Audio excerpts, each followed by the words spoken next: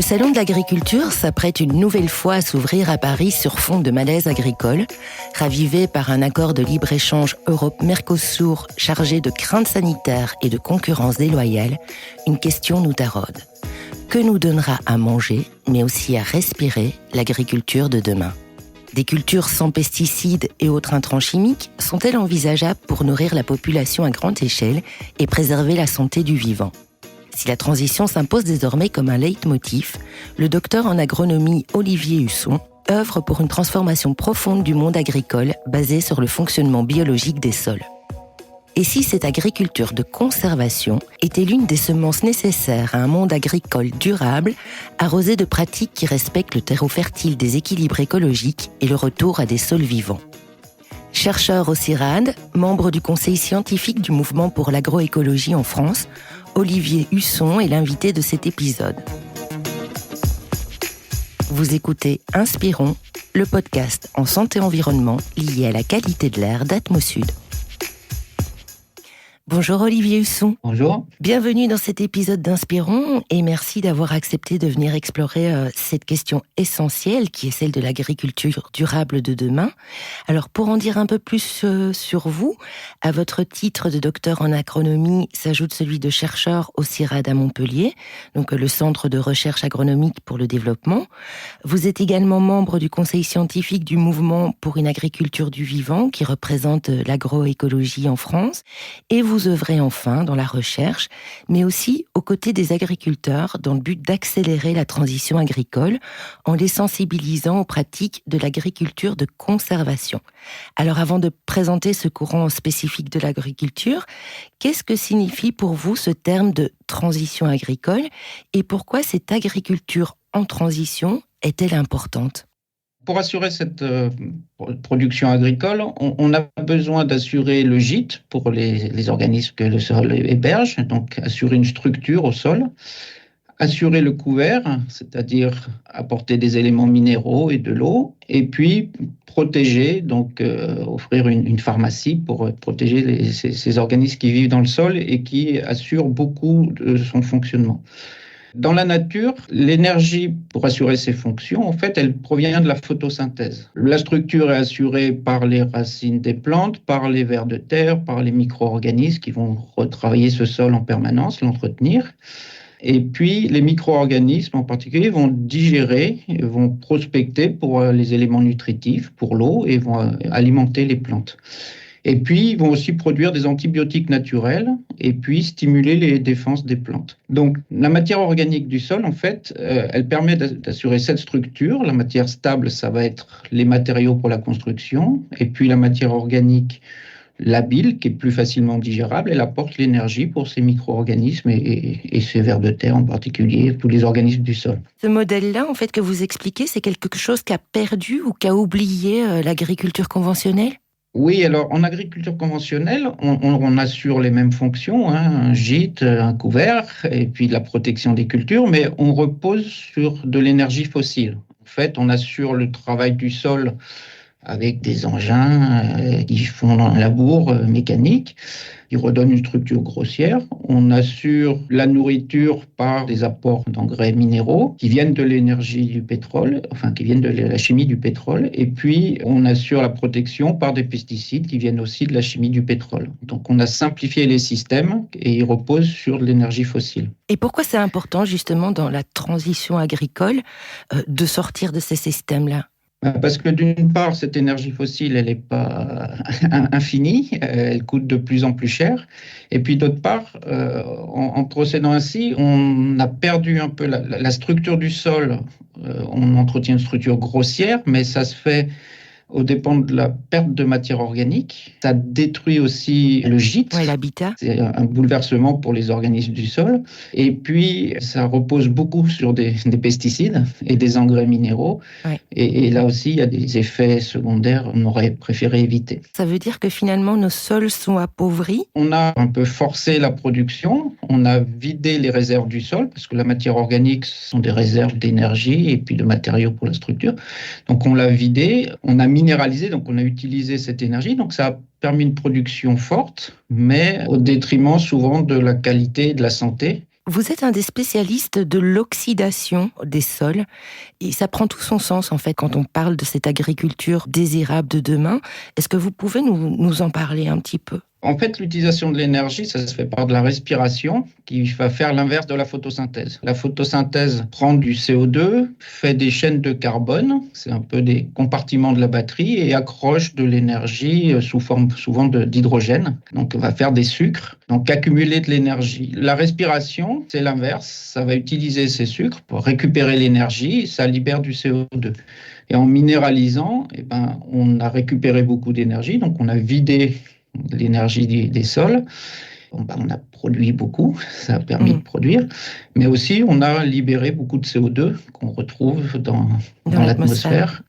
Et on parlait tout à l'heure évidemment de l'usage des pesticides et des engrais chimiques de synthèse qui viennent en fait augmenter cette oxydation des plantes et de leur impact en fait sur ces sols, mais aussi sur l'air. Et c'est peut-être quelque chose dont on ne parle pas assez.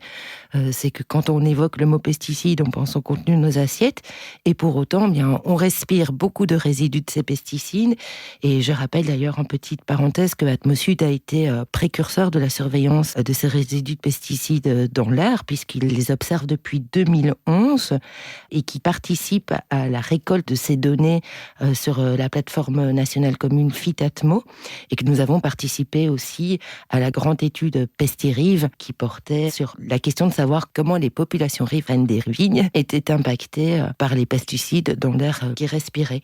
Alors pour revenir en fait à cette agriculture de conservation que vous tentez d'essaimer auprès des agriculteurs et que promeut aussi depuis peu, novembre 2025, le ministère de l'Agriculture et de la Souveraineté Alimentaire, elle se présente comme l'une des réponses que l'on peut apporter aux enjeux de cette transition agricole, notamment dans le cadre de la stratégie d'adaptation au dérèglement climatique. Est-ce que vous pouvez nous la présenter, Olivier ? L'agriculture de conservation, elle est partie un peu à l'opposé de l'agriculture biologique, dans le sens que, en fait, l'agriculture biologique a considéré que les pesticides et les engrais minéraux étaient néfastes pour la vie du sol et la santé globalement, et a décidé de les enlever totalement, et a souvent été obligé d'augmenter le travail du sol, en particulier pour lutter contre les mauvaises herbes. À l'inverse, l'agriculture de conservation a dit le travail du sol détruit très fortement la vie du sol, la structure. Il faut l'arrêter. Et pour faire ça, ils ont souvent été obligés on va mettre beaucoup des couverts végétaux et on va contrôler ces couverts végétaux pour faire un mulch, un paillage dans lequel on va cultiver. On a augmenté souvent l'utilisation d'herbicides et en particulier le glyphosate. Et quand on comprend le fonctionnement biologique du sol, le fonctionnement global de ce système qui implique des milliards d'organismes vivants, on comprend qu'il faut éliminer les deux, que le travail du sol est très destructeur, que les pesticides sont nuisibles, et donc il faut éliminer les deux. Donc en agriculture de conservation, on est parti sur mettre des couverts végétaux, des rotations de cultures plus diverses pour augmenter la diversité des organismes dans le sol aussi, d'arrêter totalement le travail du sol. Instaurer des périodes de non-labour. Il y a tout un gradient dans l'évolution, dans cette transition du passage d'une agriculture conventionnelle à une agriculture sans labour et à terme, on espère, sans pesticides.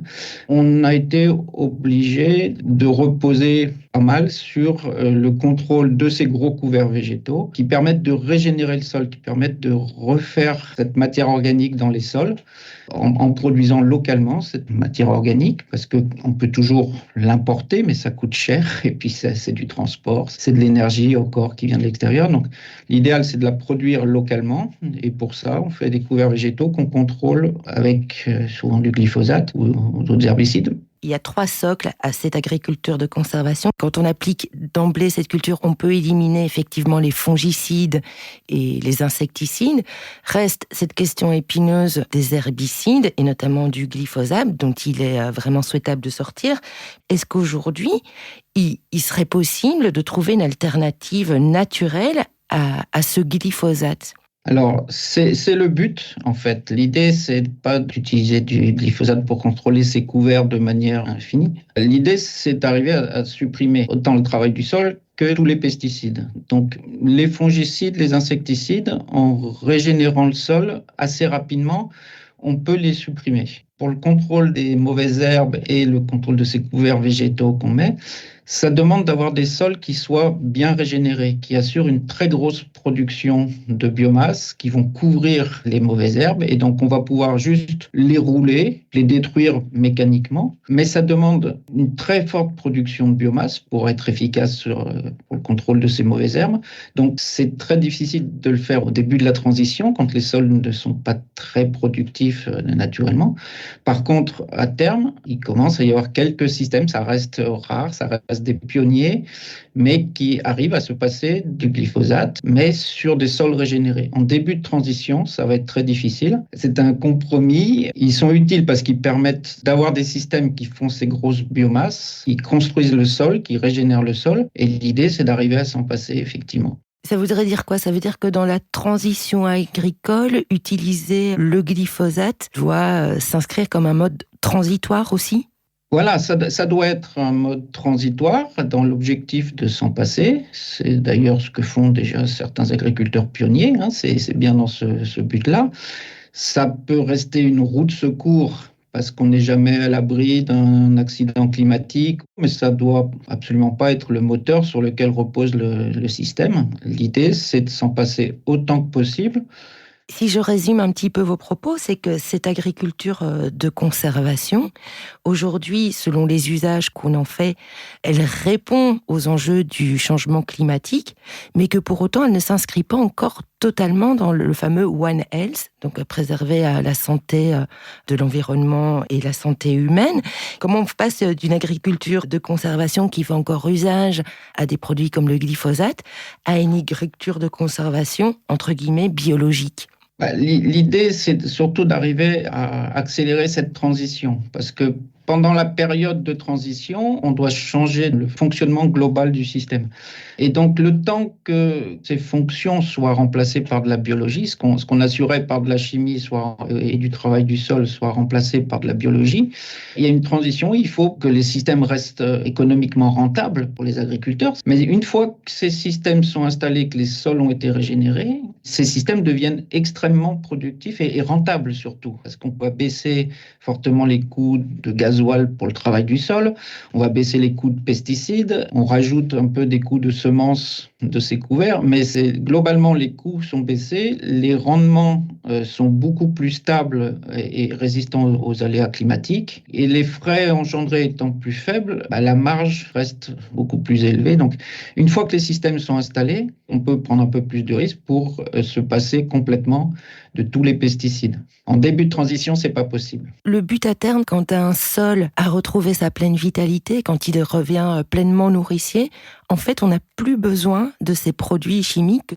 Est-ce que du coup, il peut assurer toutes ces fonctions de protection contre les invasions de ravageurs potentiels et les maladies de façon naturelle? C'est ça que vous dites? C'est ça l'idée à terme. On peut réduire fortement. Après, il y a toujours la notion de risque que va prendre un agriculteur. C'est toujours rassurant de se dire on a fait quelque chose pour protéger. Mais à terme, l'idée, c'est ça, c'est d'avoir des sols, ce qu'on appelle suppressifs des maladies, et de contrôler les adventices par des gros couverts végétaux qu'on contrôle eux-mêmes de manière mécanique. Mais là aussi, ça demande de passer avec des tracteurs et donc on risque de compacter les sols. Sur un sol bien régénéré, le risque est faible. Sur un sol dégradé en début de transition, ça augmente la compaction et donc c'est contre-productif. Aujourd'hui, en fait, on est à quelle proportion d'agriculteurs en France qui sont passés à cette agriculture de conservation? Alors, c'est difficile de donner un chiffre exact parce qu'il y a tout un gradient. J'ai un peu caricaturé en décrivant l'agriculture conventionnelle d'un côté et l'agriculture de régénération de l'autre. Il y a tout un gradient. Il y a des agriculteurs qui baissent progressivement le travail du sol. Il y a des couverts végétaux de plus en plus implantés. Donc, c'est difficile de mettre un curseur, mais ça reste pour l'instant assez limité. Ça va être entre 5 et 10% des surfaces en France. C'est quand même Au niveau mondial, on doit être autour de 200 millions d'hectares. Ce n'est pas négligeable, mais toujours avec où est-ce qu'on place le curseur de ce qui est vraiment de l'agriculture de conservation ou ce qui est de la transition. Mais cette transition fait partie du système. Il faut arriver à considérer qu'on vise à une agriculture biologique de conservation, mais qu'il y a toute une étape de transition où on va réduire progressivement pour être performant au niveau de l'amélioration des sols, mais aussi au niveau économique. Il faut que ça reste productif et rentable surtout. Et puis, encore une fois, ce n'est pas proposé de baisser la production à l'hectare. On peut nourrir toute la planète avec les productions. De l'agriculture de conservation bien faite, on produit autant qu'en conventionnel les bonnes années et plus les mauvaises années climatiques parce que le sol donne une capacité à tamponner les aléas climatiques. On connaît aujourd'hui le métier d'agriculteur, c'est très compliqué de vivre de ce métier. Est-ce que vous constatez, Olivier Husson, qu'il y a quand même une prise de conscience, notamment de l'impact sanitaire de ces produits chimiques sur leur santé même ? Alors oui, moi j'ai probablement une vision très faussée de l'agriculture française. Bon, déjà, j'ai travaillé longtemps à l'étranger, mais surtout, les agriculteurs avec qui je travaille sont des agriculteurs souvent pionniers qui ont pris conscience de tout ça très, très tôt et qui ont fait évoluer les systèmes. Mais oui, il y a une évolution. Et surtout, il y a de plus en plus d'échanges d'informations parce que cette agriculture, en fait, elle demande plus de connaissances. On est moins souvent sur le tracteur, mais on est plus à regarder nos champs, à apprendre des choses, à échanger. Et pour faire cette transition, c'est toujours prendre un risque de changer par rapport à ce qu'on connaît. Bien sûr. C'est important d'être accompagné, de ne pas se sentir tout seul. Et donc, des groupes d'échange, des associations qui travaillent dans ce sens-là, de partage de l'information, c'est extrêmement important pour arriver à aider ces agriculteurs à passer le cap. Sans oublier évidemment l'aide étatique pour accompagner les agriculteurs dans la transition vers des procédés plus durables. En tout cas, cette transition agricole, on la suivra de près. Merci beaucoup, Olivier Husson, d'être venu éclairer notre lanterne sur cette question du futur souhaitable de l'agriculture. Merci à vous. Si vous avez aimé cet épisode d'Inspirons, merci de le faire savoir en lui laissant un commentaire, de vous abonner à la chaîne Podcast Inspirons d'Atmos Sud si ce n'est pas encore fait, et bien entendu de le partager autour de vous pour que l'information en santé environnementale qui relève de la qualité de l'air puisse circuler auprès du plus grand nombre. Vous pouvez aussi la recevoir tous les mois directement dans votre boîte mail en vous inscrivant à la newsletter Inspirons via le lien d'essai dans le descriptif de cet épisode. On se retrouve le mois prochain autour d'un nouveau thème pour ouvrir grand nos yeux sur ce que l'on respire sans le voir. D'ici là, prenez soin de vous.